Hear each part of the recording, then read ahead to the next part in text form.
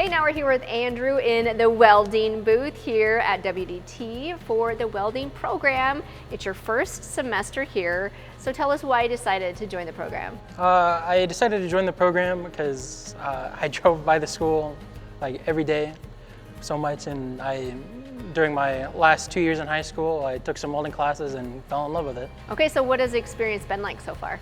The experience has been wonderful. It's been very eye-opening. I had a very limited mindset about like what you could do with welding when I got here and I started, and it's been a real wonder seeing all the different applications. I personally didn't exactly expect like the difference between like indoor and outdoor welding and what you can and can't do outside, and the program is amazing. It's very affordable for absolutely anybody, even if you don't get scholarships, and it's extraordinarily eye-opening even if you just do the one-year program.